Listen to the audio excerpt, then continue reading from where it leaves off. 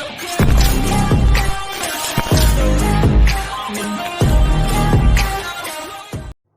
बच्चों, maths master classes में आपका स्वागत है। मेरा नाम अमित कुमार है। हमारा जो आज का टॉपिक है वह है क्लास 12। टॉपिक का जो नाम है वह है हमारा इनवर्स ट्रिग्नोमेट्रिक फंक्शन।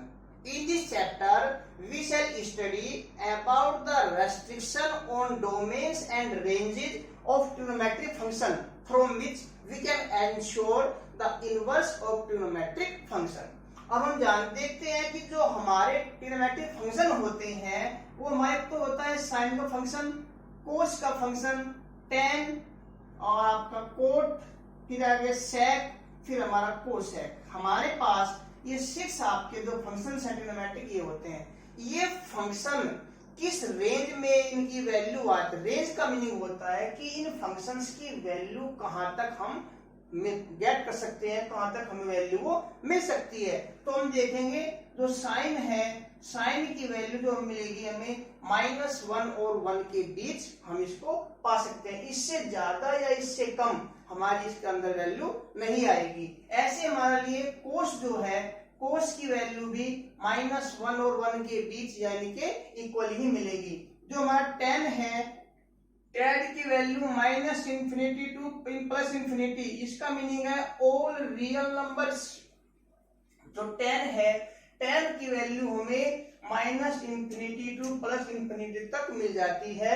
इसका मतलब है कि ये हमारा रियल नंबर के इक्वल इसकी वैल्यू हमारी मिल जाएगी। ऐसे ही हमारा जो कोट है, कोट की जो वैल्यू है वह हमारी -इंफिनिटी टू +इंफिनिटी, इसको भी हम कहेंगे real number R. Real number के इक्वल हमारी कोट की जो वैल्यू है वह मिल जाएगी। ऐसे हमारा जो सेक है, जो सेक की वैल्यू होगी वो हमारी आर में से, रियल नंबर में से -1 और 1 के बीच की जो वैल्यू है वो हमारी कभी भी सेक के लिए नहीं आएगी। तो उन वैल्यूज को रियल नंबर में से यदि माइनस कर देंगे तो जो भी हमारी वैल्यू बच जाएगी वो सेक के लिए रेंज आ जाएगी। ऐसे हमारी कोसेक के लिए रेंज होगी ये r -1 तो हमारे जो ये चार्ट है, ये चार्ट है कि जो हमारे ट्रिग्नोमेट्रिक फंक्शन है वो किस रेंज तक हमें कोई वैल्यू दे सकते हैं। अब हम चलते हैं इनवर्स ट्रिग्नोमेट्रिक फंक्शन के बारे में। अब इनवर्स जो फंक्शन हमारे ट्रिग्नोमेट्रिक के हैं, इनको इनवर्स की फॉर्म में हम कैसे रिप्रेजेंट करेंगे। हमारे साइन का यदि फंक्शन ट्रिग्नोमेट्रिक फंक्शन गिवन है, इसको इनवर्स में रिप्रेजेंट करेंगे साइन इनवर्स में।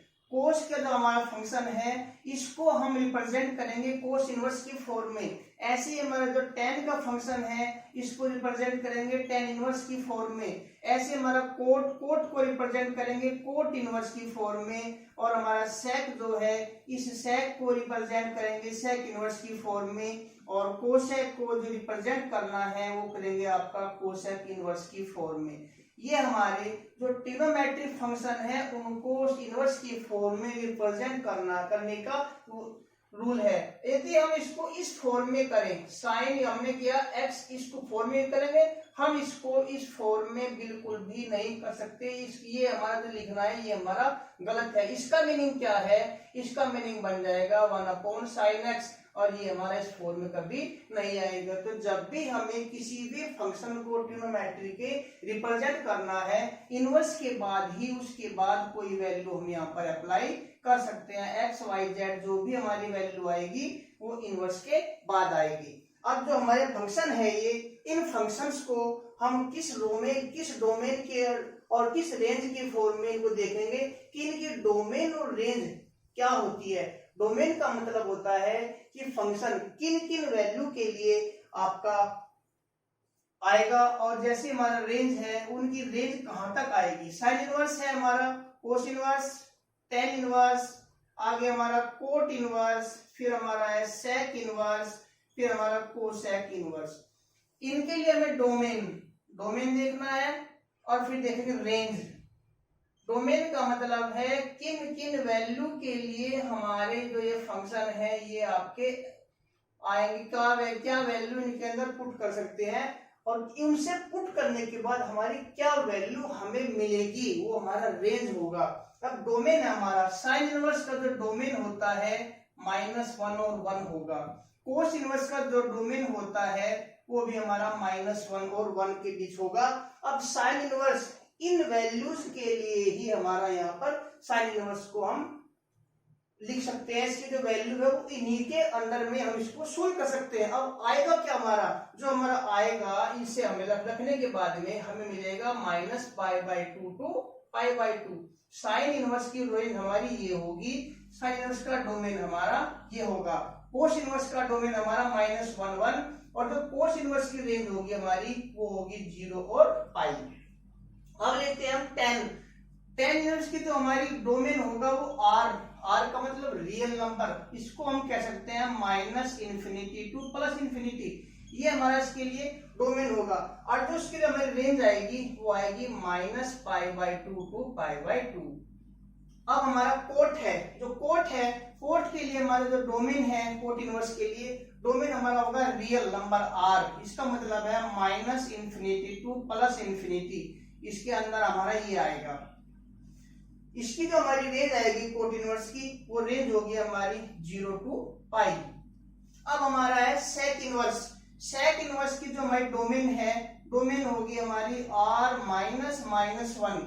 इसका जो हमारा रेंज आएगा वो रेंज होगी हमारी 0 to π माइनस हो जाएगा π/2। π/2 हमारा इसकी रेंज के अंदर कभी भी नहीं आएगा। अब कोसेक इनवर्स है, कोसेक इनवर्स की जो हमारी डोमेन है वो डोमेन हमारा होगा r -1 और जो हमारी रेंज आएगी वो रेंज आएगी π/2 to π/2 माइनस हमारा 0।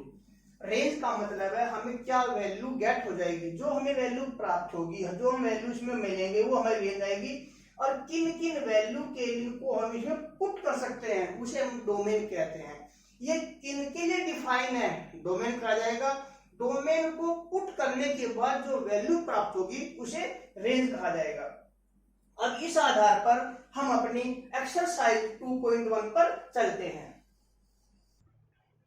अब हमारा एक्सरसाइज 2.1 जिसके अंदर हमें गिवन है find the principal values of the following. इसके अंदर हमारे कुछ क्वेश्चंस दिए हुए हैं, उन क्वेश्चंस की हमें प्रिंसिपल वैल्यूज को निकालना है। जैसे हमारा फर्स्ट क्वेश्चन दिया हुआ है, हमारा फर्स्ट क्वेश्चन है साइन इनवर्स -1/2।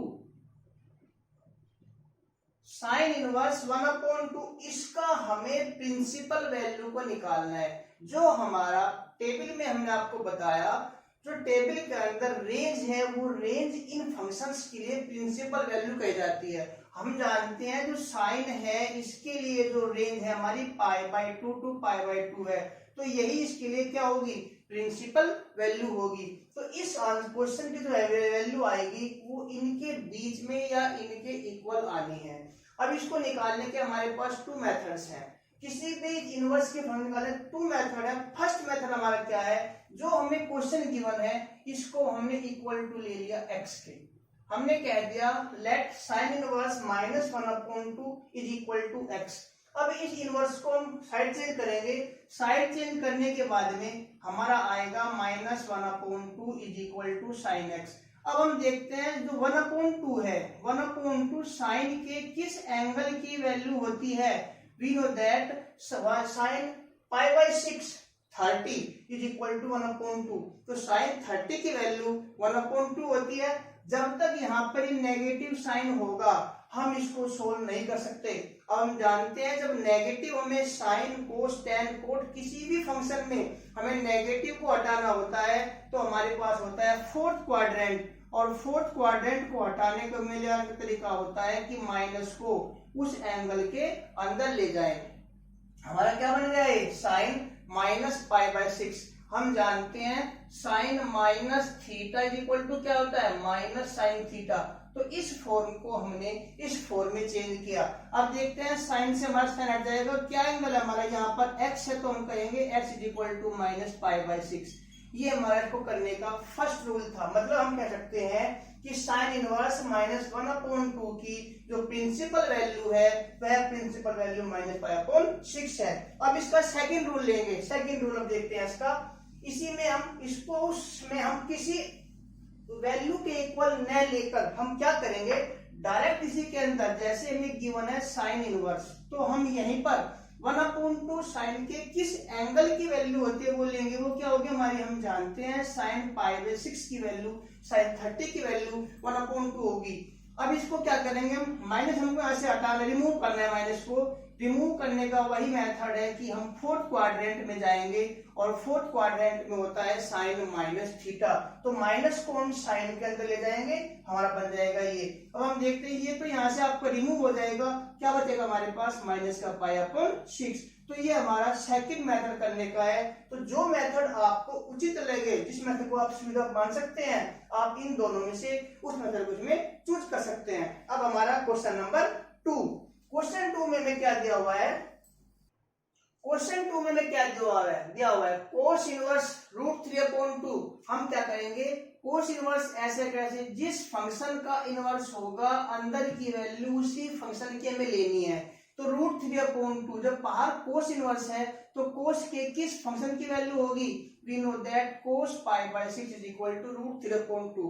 कोस 30 की वैल्यू हमारी क्या होती है, √3/2 होती है। ये हमारे ऐसे रिमूव हो जाएगा, क्या हमारा आएगा यहाँ पर π/6। तो इस फंक्शन के लिए हमारा क्या आएगा, इसका प्रिंसिपल वैल्यू π/6 आएगी। अब लेते हैं हम क्वेश्चन थर्ड। क्वेश्चन थर्ड में हमें गिवन है कोसेक इनवर्स 2। क्वेश्चन थर्ड हमारा उसमें गिवन है कोसेक इनवर्स 2। कोसेक इनवर्स 2, इसके लिए हमें प्रिंसिपल वैल्यू को निकालना है। तो क्या करेंगे, पहला वही रूल आपका, जिस फंक्शन का गिवन है वो लिख दिया, उसके बाद हमें जो भी यहाँ वैल्यू गिवन है हम देखते हैं उससे पहले इनवर्स कौन से फंक्शन में है। तो जिस फंक्शन में इनवर्स है अंदर की वैल्यू हमें उसी फंक्शन की लेनी है। तो क्या करेंगे, 2 कोसेक के किस एंगल की वैल्यू होती है, कोसेक जो होता है हमारा साइन का उल्टा होता है। ये साइन की जो वैल्यू है उसकी जो वैल्यू 30 की वैल्यू बनेगी 1/2, तो समझिए कोसेक 30 वैल्यू क्या जाएगी हमारी 2 हो जाएगी। तो हम कहेंगे कोसेक 30 का मीनिंग होता है π/6। तो कोसेक π/6 इज इक्वल टू क्या हो जाएगा हमारा 2। आपका वैल्यू रिमूव हो जाएगी, यहाँ से क्या बचेगा हमारा है π/6। तो कोसेक इनवर्स 2, इसकी जो हमारी प्रिंसिपल वैल्यू आएगी वो क्या आएगी, π/6 आएगी। स्टूडेंट्स, आपको ये वीडियो कैसा लगा, इस पर लाइक कीजिए, कमेंट कीजिए और चैनल सब्सक्राइब भी कीजिए। धन्यवाद।